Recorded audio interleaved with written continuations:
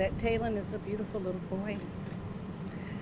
And he's really loving and caring. And he's just very sweet. And he'll smile and laugh at anybody. And there's Amber Alerts everywhere. And you guys have seen them. I have people all over the country calling me about the Amber Alerts. So I'm asking everybody, if anybody, somebody saw something. Okay? Please speak up. So if you know something. In Pinellas County, the man accused of murdering his 2-year-old son and the child's mother last year was back in court today for a second competency hearing. Thomas Mosley has spent 6 months at a state hospital after a judge found him incompetent to stand trial last fall. Mosley is accused of stabbing Pashun Jeffery more than 100 times in her apartment in St. Pete back in March of 2023. Her 2-year-old son, Taylen, was found the next day in a lake near Mosley's mother's home. The Amber Alert hit phones across St. Petersburg, Florida on a quiet morning in late March 2023. A 2-year-old boy, missing. And somewhere across town, behind the door of an apartment complex, first responders were walking into a scene that would stay with them for the rest of their lives. A birthday balloon was still tied to a chair. A little boy's shoes were by the door. And the woman who lived there, the woman who had spent the day before making sure everyone had enough to eat, enough to drink, enough reason to celebrate, was gone. What struck investigators wasn't just the violence of what they found. It was the cruelty of the timing. She had thrown him a party, and hours later she was dead. But what investigators would eventually uncover about what happened after that birthday celebration ended was far more disturbing than anyone expected. Welcome to Real True Crime 24/7. May you and your family stay safe wherever you are. Don't forget to subscribe, like, and share because we bring you the parts the media never reported. Her name was Pashun Jeffery, and if you knew her laugh first. She was 20 years old. Young, yes, but she carried herself with a kind of quiet maturity that people twice her age sometimes never find. She was a mother, and that identity, that role, was the one she wore with the most pride. Her son's name was Taylen. He had just turned 2 years old. He was at that age where everything is a discovery, where every puddle is an adventure and every stranger gets a wave. He was the kind of toddler who could walk into a room and immediately make it feel warmer. And Pashun lived for him. Friends described her as selfless to a fault, the kind of person who would give you her last dollar and not mention it again. The kind of mother who made sure her baby was fed, clean, loved, and laughing, even on the days she wasn't okay herself. She was 20 years old with a whole life ahead of her. But her life was also complicated. The relationship with Taylen's father had never been simple.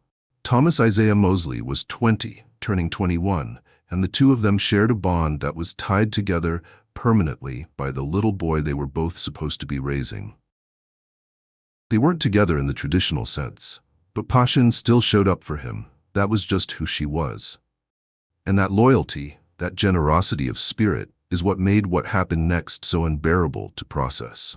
St. Petersburg, Florida is the kind of city that looks like a postcard. Warm air, palm trees, waterfront parks with families on weekends. The kind of place where life moves at a pace that feels almost intentional. Slow enough to breathe, full enough to feel alive. Pashun had built her little world there. Her apartment was her sanctuary. It wasn't much by some people's standards, but she had made it a home. A place where Taylen's toys lived in every corner, where there was always something cooking, where people felt welcomed when they came through the door, and people did come through the door.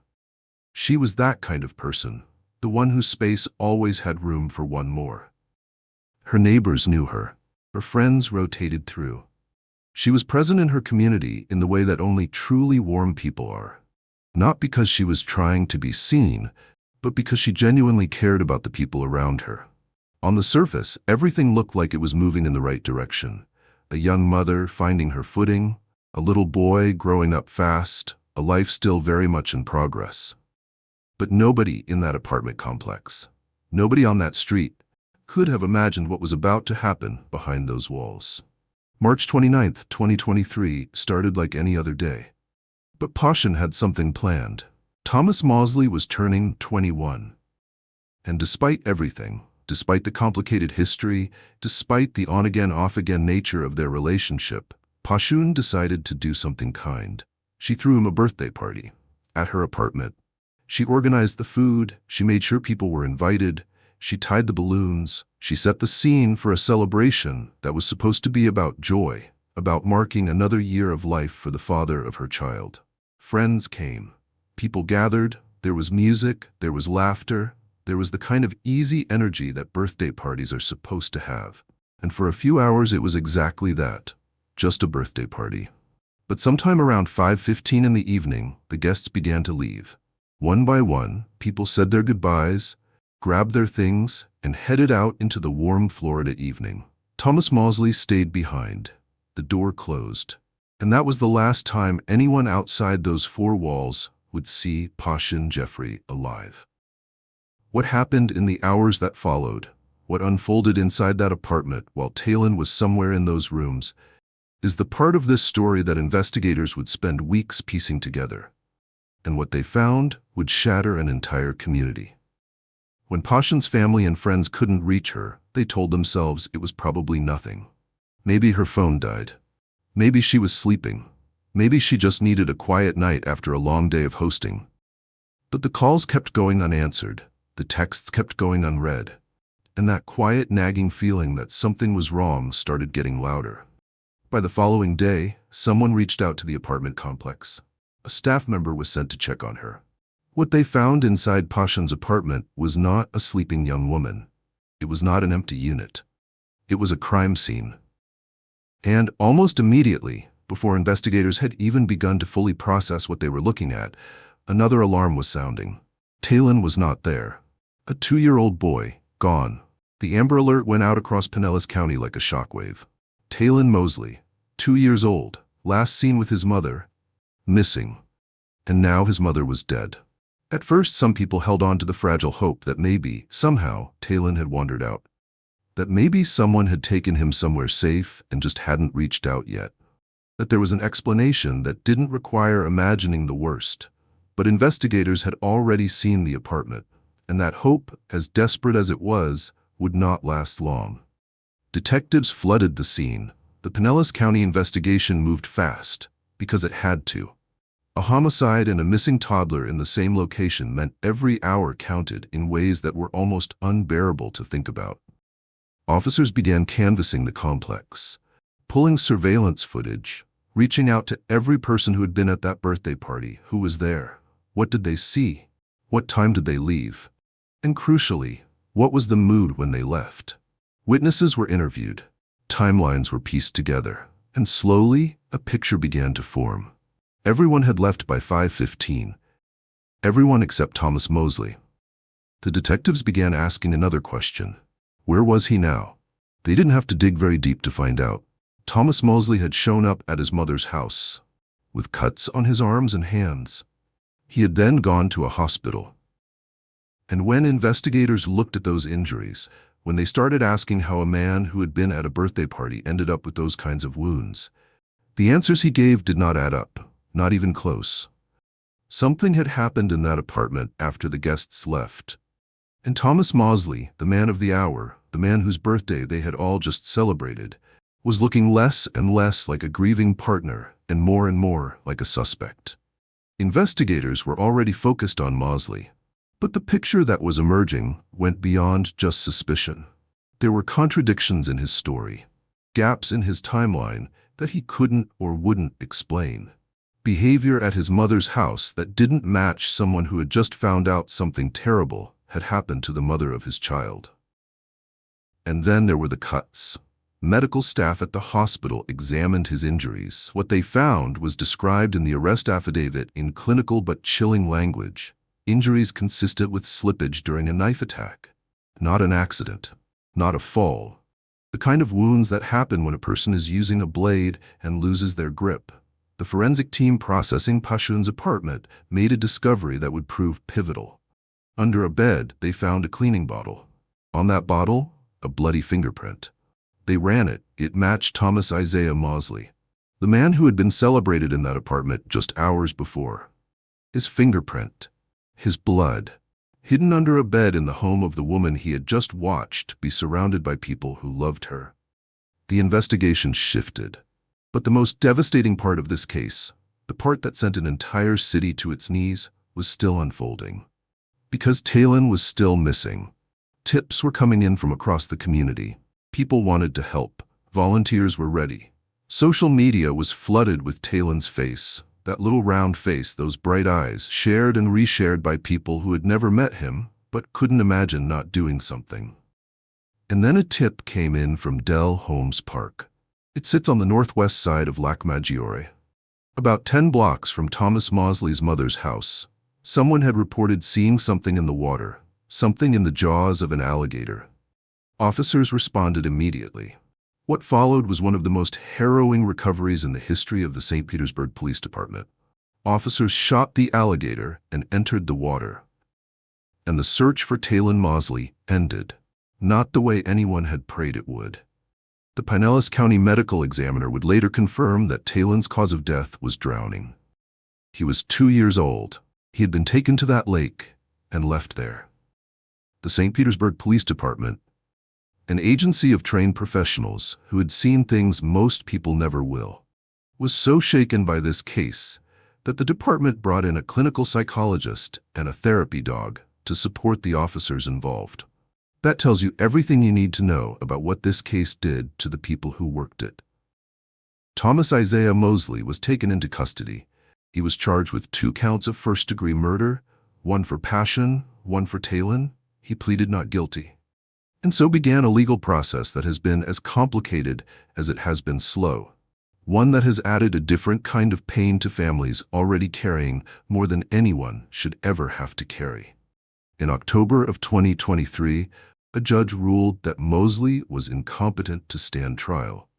2 court-appointed doctors had evaluated him and recommended he be sent to the state psychiatric hospital in Chattahoochee, Florida, a facility for individuals who require mental health treatment before they can legally participate in their own defense.